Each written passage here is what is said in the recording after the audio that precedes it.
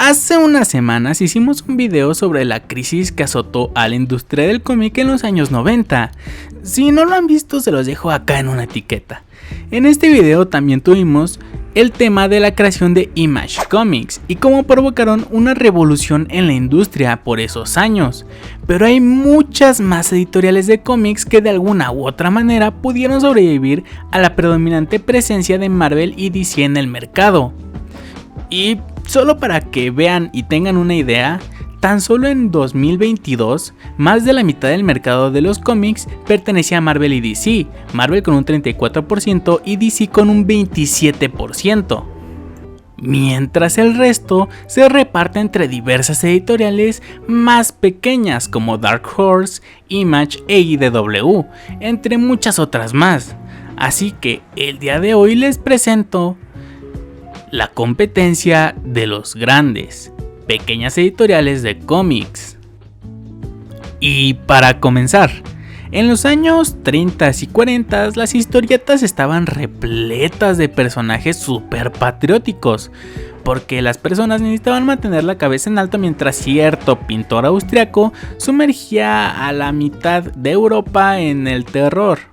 Y de todos ellos, el más impactante fue el Capitán América, porque la historia de un joven escuálido y enfermizo con la convicción de proteger a los individuos del planeta y la libertad, lo llevan a que, gracias a su corazón de oro, volverse el candidato perfecto para recibir el suero del supersoldado, el cual le da las capacidades sobrehumanas para poder cumplir sus convicciones. Fue una historia que sencillamente lo hicieron volverse el estandarte de los Estados Unidos durante mucho tiempo, y varias editoriales más también querían un pedazo de ese pastel, llenando las estanterías de los puestos de periódicos con copias y copias del original Capitán América. Entre esas copias, aunque acabo de darme cuenta que el que estoy a punto de mencionar llevaba 3 meses en emisión antes que el Capitán América, estaba The Shield de Pep Comics. Pep Comics era el sello bajo el que se publicaban las historias de la editorial MLJ Magazines, fundada por Mauricio Coyne, Louis Silverskate y John L. Goldwater. Esta comenzó publicando historias de superhéroes muy poco populares, incluidos The Shield, hasta que en 1941 el editor Goldwater, el artista Bob Montana y el escritor Vic Bloom crearon a los famosísimos personajes de Archie Comics, que si no los conocen por ese nombre, tal vez los reconozcan por Riverdale, la serie de CW. Un éxito total por aquellos años, tanto que la editorial cambió su nombre a Archie Comics. Sí, el alejarse de las historias de superhéroes les ayudó mucho a los cómics de Archie, tanto que en 1980 pudieron conseguir la licencia para publicar historias de las Tortugas Ninja, que eran similares en cuanto a arte e historias a la serie de televisión de los 80. Y en los 90 pudieron conseguir las licencias de Sonic, el Erizo Azul, teniendo una serie recurrente hasta el 2015. Regresando unos cuantos años atrás, en 1940, apareció la competencia directa del Hombre de Acero, el Capitán Marvel, creado por Fawcett Comics y publicado en Wiz Comics.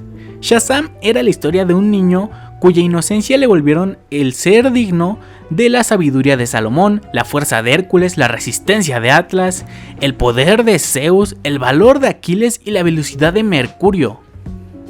A los pequeños lectores de los 40 les impactó este personaje.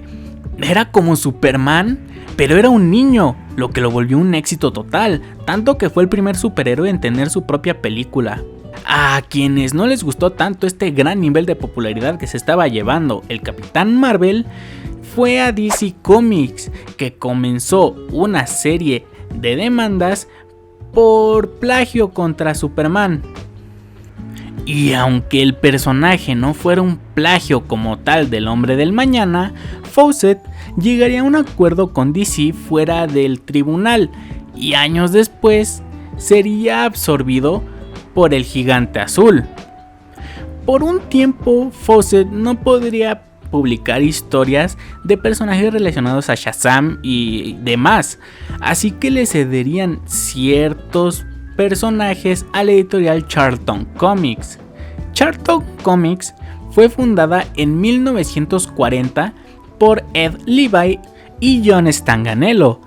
Inicialmente publicarían historias de terror y suspenso, hasta que a mediados de los 50 se publicó una breve historia bajo el título Blue Beetle, que dentro de lo que cabe fue exitoso. La historia de un arqueólogo que descubre un escarabajo mágico con la capacidad de dotarlo con habilidades es algo sencillamente atractivo, lo que también le abrió una ventana a la creación de los personajes del universo Charlton: Capitán Atom, The Question, Nightshade, Thunderbolt y Peacemaker, entre algunos otros más. Aunque para 1983 estos personajes pasarían al dominio de DC, y aquí se daría cierta historia relacionada con los derechos de estos personajes y Alan Moore, que podríamos tocar en algún otro video dedicado solo a Watchmen. Aparte, solo 3 años después de concretada esta venta, Dark Horse Comics daba sus primeros pasos. Contando con una historia similar a la de Image Comics, Mike Richardson y Randy Stanley aprovecharon sus contactos en la Amateur Press Association, una organización de críticos de cómics, para atraer a una horda de escritores y artistas a su naciente Dark Horse Comics, bajo el estandarte de darle una pertenencia total de los derechos de sus creaciones a sus guionistas y dibujantes, siendo sus primeras creaciones Concrete de Paul Chadwick y Black Rose. Algo que caracteriza bastante a Dark Horse es que, aparte de contar y haber contado con licencias como Predator, Aliens, Godzilla y Star Wars, franquicias que siguen la línea común de la ciencia ficción, Dark Horse ha obtenido la fama de tener historias de un índole mucho más mágico, como historias estilo Hellboy, Concrete ya mencionado, Conan el Bárbaro, entre varios otros, siendo que su título más popular, Hellboy, creado por el magnífico Mike Mignola, en arte y escritura, ha logrado pasar la barrera a otros medios de entretenimiento, contando con 2 películas dirigidas por el maravilloso Guillermo del Toro, hombre que, tal cual dicen, huele a hot cakes, y un reboot que, bueno, existe, aparte de contar con un videojuego estilo roguelike y ser un personaje jugable en el juego de peleas Injustice 2. Transportándonos unos 8 años al futuro, bajo el mismo estándar de independencia que Dark Horse Comics, Todd McFarlane, Jim Lee, Rob Liefeld, Eric Larsen, Jim Valentino, Mark Silvestri y Walt Portacio crearon cada uno un estudio bajo el sello Image Comics, siendo los más destacados McFarlane Studios y Wildstorm, casa de los personajes de The Authority.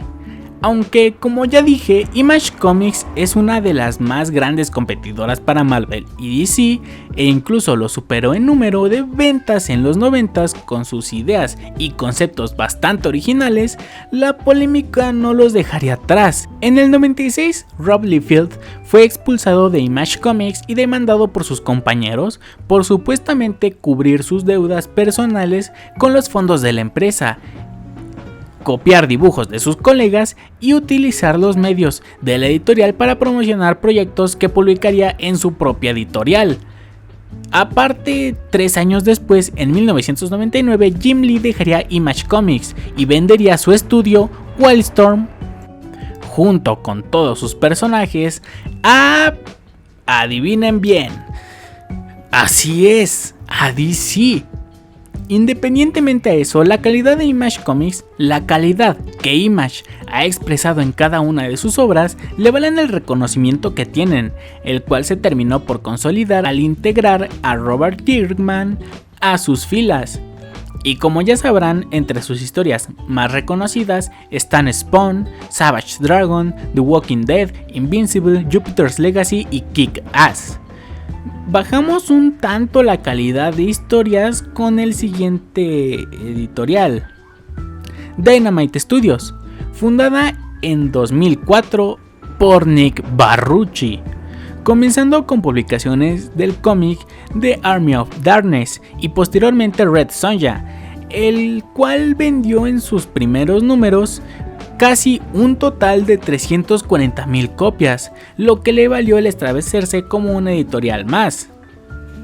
De forma permanente, Dynamite se caracterizaría por principalmente sus cómics de personajes licenciados y de dominio público, como Robocop, Terminator, Sheena, Alicia en el País de las Maravillas, El Zorro, Battlestar Galactica, Bears beats Battlestar Galactica. Bears do not.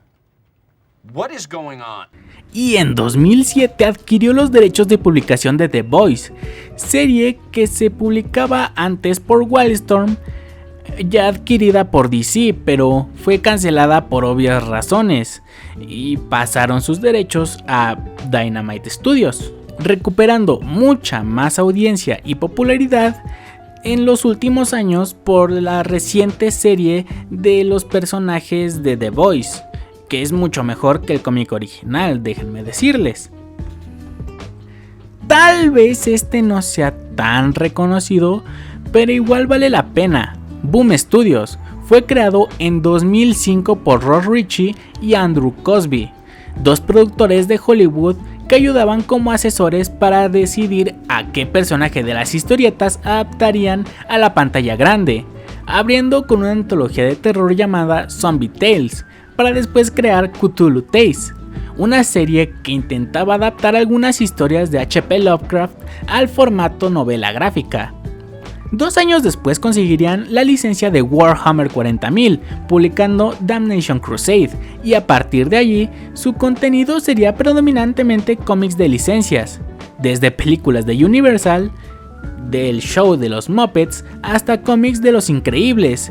Incluso gracias a un acuerdo monetario con 20th Century Fox, pudieron hacer novelizaciones de la saga del planeta de los simios, aparte de que son ellos quienes publican los cómics de los Power Rangers, los cuales mejoran por mucho el universo, o más bien multiverso multidimensional, de la serie. Y para finalizar, mi preferido en particular, está IDW, creada por ex trabajadores de Wildstorm. Idea and Designs Works, o IDW, comenzó operaciones a inicios de los 2000 con una adaptación de la película 30 Days of Night, e igual que la mayoría de editoriales creadas después de los 90s, iniciaron, adivinen, así es, con cómics de licencias. Star Trek, CSI, Silent Hill, Castlevania y Metal Gear Solid son los más reconocibles, y en algún punto consiguieron las licencias de Hasbro, creando cómics de G.I. Joe, los cuales hasta se adaptaron en unas películas, My Little Pony y Transformers, haciendo incluso un crossover entre estos dos.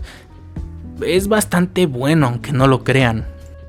Para tiempo después, hacerse con los derechos de las Tortugas Ninja, siendo sus cómics principales, con los que han publicado maravillosas historias como The Last Ronin y el reboot que le hicieron bajo su propia visión de la historia de las Tortugas Ninja.